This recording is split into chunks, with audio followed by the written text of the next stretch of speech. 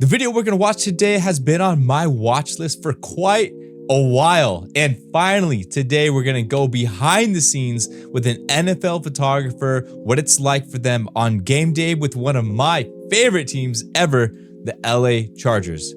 Sports, wedding photography, they're kind of the same, right? I mean, it's a big event. You've got a lot of pressure. You got a list of shots that you need to get, but really looking forward to seeing what goes behind the scenes on an NFL day as far as photography goes, like what kind of prep work needs to happen, what kind of shots they need to set up for, and how do they get all those images quickly to their editors to be able to send out to their social media pages. So we're gonna check all that out today in this video. If you like this type of content, photography, gaming, make sure you're subscribing to this channel. I'll also put the link to this video in the description below so that you guys can watch it in all its glory, and I'll catch you on the next one. What happens on game day for a NFL photographer?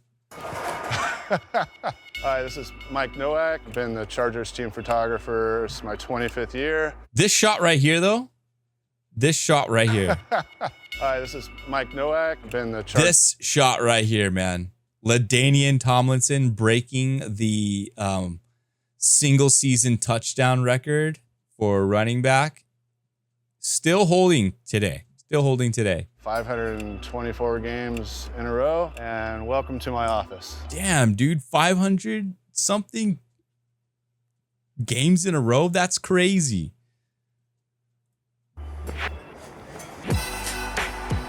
Oh my gosh. One of these days, bro, I'm going to be able to go to SoFi Stadium. We all meet in the parking structure at 7 a.m., bringing the gear inside. And this is the team photo workroom, where we'll have the photo, and then we'll have team photo workroom. So we have 6 hours until kickoff. So they arrive at the parking structure, 6 hours until kickoff. Sick. Dang, dude, he's all swagged out. Like, dude, look at these Nike Charger shoes. And this is the team photo workroom, where we'll have the photo, and then we'll have social media, and then the video team. Wow. 7 in the morning is, you think it's early because game's at 1, but we have a lot to go through. Bro, that is a set up, brother. Look at all that. Sheesh. They're dead. Can't find a ladder. Photography is basically just problem solving and, you know, trying to eliminate as many problems as possible. That's so freaking dope though, man. Basically, different lenses achieve different looks even. What takes them 5 hours? Just prep work. So like getting your equipment all prepped, getting your batteries charged, things sorted, finding all your triggers, equipment, ladders, just whatever you need. Different lighting situations. These are some of the long lenses I use. So his explanation of different lenses. Different lenses achieve different looks even. Different lenses achieve different looks. Different lighting situations. Different lighting situations. All right, all right. The long lenses I use, it's a 400 and a 600. Wow. 400 millimeters, 600 millimeter. Those are Canons. All right, I'm going to be super detailed right now. I want to look these up. Canon 400 millimeter prime. We're going to do our homework here. 400 millimeter. I'm guessing it's this. This 400 millimeter f2.8.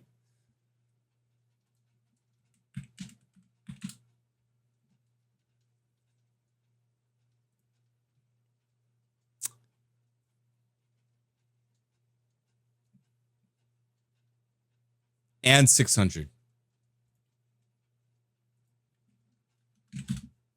I don't know the exact model that he has, but wow. Probably is this one, huh? $13,000. Basically grabbing something across the field and then shoot something wide, whether it's a celebration shot or a catch right in the corner of the end zone. This would be a good lens for it. And then anything 20 yards in, I have a 7200, which is very versatile. And then probably my favorite lens right now is the 135-1.8. It's 135, 1.8. Should just be welded to my camera because I like it that much. That's sick. With the 400, with a little bit of practice, I could shoot Justin throwing the ball, and looking at his eyes and body language, I can kind of tell if it's going far corner, inside of the end zone, the middle. So as soon as he releases, I can swing this lens around and then grab another body with a wide angle lens and be ready to go by the time the ball gets to the receiver, if everything goes right. That's crazy. 5.5 hours until kickoff. No, I'm gonna try something different. I'm thinking, put the one back there again, but then put one right here, going that way. So, see what happens. I've mounted a camera up underneath the...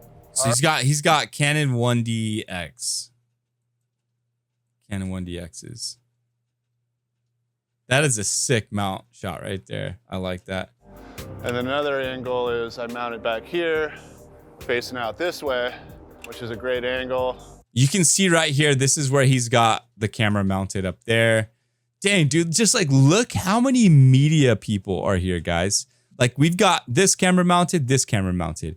We've got 1, 2, 3, 4 photographers on the side right here. You got a bunch of cameramen. Like, this is crazy. They just started using the smoke wall, trying to get as many looks out of it as possible. That's sick, because when the players come through it, the smoke wraps around their feet and it almost looks 3D. So we're gonna put a couple remotes up on it and try and take advantage of it. But how cool is this? Being able to just like come into a stadium at 7 and just like all you worry about is covering the game with photography. And you can set up like all kinds of different cameras everywhere, like anywhere you want to mount them. You want to capture the game however you want to do it. Like that's crazy. But then also I'm sure he's gonna talk about, but like also being able to keep track of everything. So this is kind of a behind the scenes video of what an NFL photographer does on game day. So we get to see his process of like trying out different angles, different setups, different lenses and stuff like that for different situations during the game. And I'll do that one frozen. So what I'll do now to test it, let's turn this on. There you go. One down, one more to go. So the first year we had COVID, and with the restriction, I was the only photographer on the field for the season. That's crazy. I think it was first place for one of my photos that we're hanging up right now. I got the whole team coming out onto basically an empty field, empty stands right before pregame. Wow. They look like a river because of the long exposure. It was kind of neat, but everything else is clear. As a photographer, you're kind of focused on... chat. Because of the long exposure, you're kind of long exposure. It was kind of neat, but everything of the long exposure, it was kind of neat, but everything else. So like in this situation, I guess it's not too bad. Usually, right, when you set up a shot for long exposure, it's letting in more light. So his settings, I wonder what his settings were. You know, ISO probably down to like 50 or 100. I wonder if he had to put any filters on or anything like that to stop more light from coming in and making the photo too unusable. You can kind of see like here, these highlights very blown out on the helmets, probably due to that increased lighting coming through. But like I said, I wonder if you had filters and stuff on. Doesn't take away from the photo at all though. The photo is pretty sick, especially like during COVID, you know, like how empty this place is. Crazy. Else is clear. As a photographer, you're kind of focused on trying to make something This unique. shot is freaking sick. I love this. I remember seeing this shot. I think it was, this was last year. Quentin Johnston's rookie year. It's pretty sick. Unique that no one else can get, and that just takes a little bit of trial and error sometimes. There we go.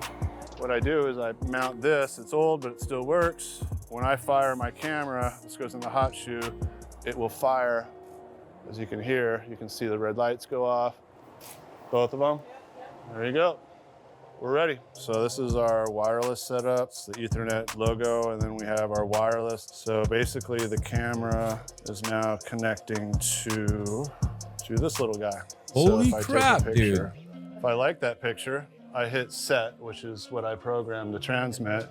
So now it says transferring, the light's blinking, and when it's done blinking, it means it's sent. So Emma's our editor, so the photo goes right to her computer, and she can pull the photo I just shot up on her computer. Yo, There you go. that's freaking dope. All right. I mean, like, I've never looked into the world of like this wireless transmitting and editing stuff, but holy crap, that's freaking sick. So I just What shot. website is this? Hold on. Pull the photo I just shot. What website is that? I can't see. I can't read it. It's too blurry. Photo shelter? Photo shelter. Yes. Powerful digital asset management and content distribution software. Organize, manage, share, collaborate on digital content to deliver top-notch creative campaigns.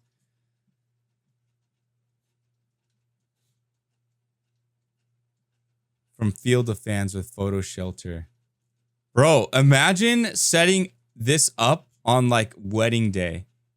And during the wedding, this is gotta be how photographers do same day edits for photos, right? Every game for social media, we do what they call uniform shots. So basically I'll grab 2 or 3 players. This week it'll be Justin. Basically just to show the fans what they're wearing. So powder blue top, white pants. There's no lighting in the locker, so I just bring these along. This one's blue. Drop it in somewhere. Yeah, it's dope. This one is just daylight balance, so just kind of throw it behind there.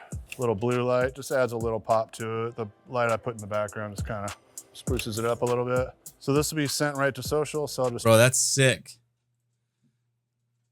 Wow, we're like looking up everything here. Ulanzi LED light?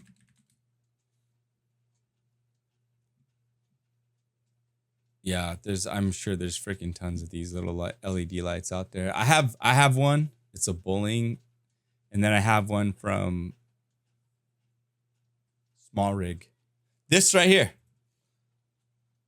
It's magnetic too. That's sick. $23. So there's that. I have this little guy. I use this every here and there. That's cool. Transmit it. Lights blinking, and it's sent. That photo is off, and then it'll be edited up and out onto Instagram, Facebook, and Twitter. Gotta make sure to grab these lights because I have left them in players' helmets before. So usually everybody starts going to their posts. Katie will go up top and shoot tailgate parties. Emma will start editing. Players will start arriving about 9:30. They should be done coming here around 11. After that, I go. So he's got like, so far it seems like he's got 3 people working with him. So like for him, he's the lead, gets the shots of the players coming into the locker room. He said he had another player up in the parking lot. So taking tailgate shots, people in the parking lot. And then the third person was what? Oh, editing. The third person was editing. Okay. Morning.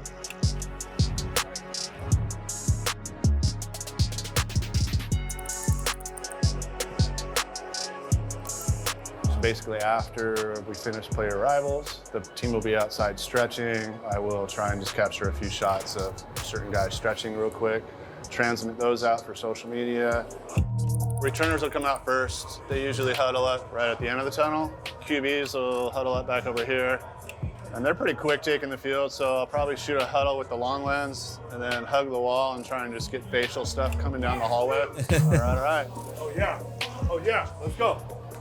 Look right there, shooting up. Sticks together, baby. Hey, let's hang out, fly around, have fun, and lean on your brother when it gets tough. And let's do this. Sticks together on 2. 1, 2. Sticks together. Sick, dude. It looks like I'm taking a picture of the ground, but I can see through the viewfinder what's on the back of the screen really quick, and I just transmit. So if everything's working good, I can still focus on the game. I know there's a little bit of a gap between the last group and then defense, so that gives me time to send stuff when I'm out there. If I miss that window, then I'm trying to send stuff all the way through player stretch, and it's too much. Dang, dude, that's intense, bro. Talk about like weddings being intense, bro. This sounds way crazy intense, bro. I mean, weddings just like constant, but like this has got to be like just so much pressure going through. Wow. Hey, let's go, baby. 1, 2, 3.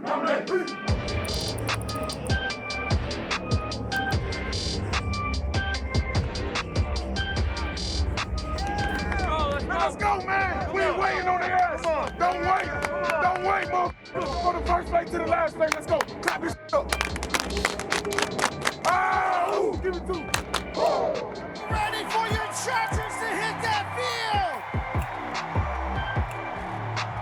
And now it's time. Bro, you know what would be dope in there? Like in this tunnel, I don't know how like appropriate it is, but you see all this light popping off, dude. Imagine if this guy had off-camera flash with him, and then he was able to do the shutter drag with the light. Oh my God, it'd be so sick.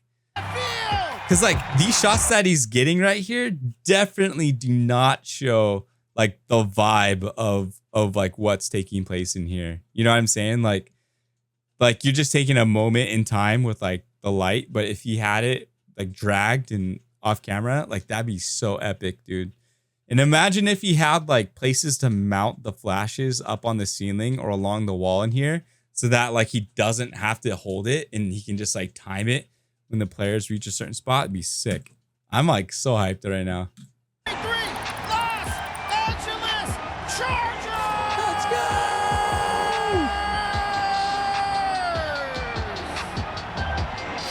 Holy crap, man. Like the feeling for that photographer has got to be just like so hyped. And it doesn't matter how many games he shot. That feeling, I'm sure, just is a constant thing over and over and over. That's how I feel during weddings, man. It just doesn't matter how many weddings I've shot. I had the same vibe, same energy, same like enthusiasm for every single wedding. Like it just doesn't get old. And that quarterback, number 10, Justin Herbert! Let's go.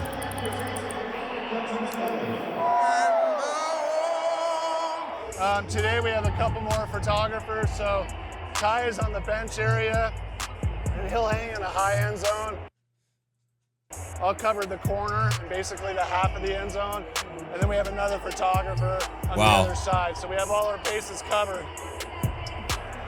I'm always like kind of bringing up my other lenses and looking through them to make sure the settings are all the same, because sometimes when you're running, shutter speed or aperture gets changed by hitting your pants or whatever. So this way, I'm sure the camera is gonna work. So if I'm on it with the long This guy's using Nikon. lens and I bring it up real quick to get a catch, the camera's already set. So you can see right here, from way back here, I got the ball. Holy crap, dude. This is across the field. This is across the field. Like tack sharp. Dude, I wish Lazarus was here in this stream right now. This is nuts. Most of the job, it's hurry up and wait, but then it's also go, go, go. During a game and like pregame, you know what's gonna happen. It's kind of like you can set your clock to it, but during the game, anything can happen, and it usually does. The years I've been shooting, you kind of experience different things, different ways to win, celebrations afterwards, get some Dude, what a sick moment here, man. of the excitement, the relief. It's just the whole team. Dang, dude, this is an old shot here.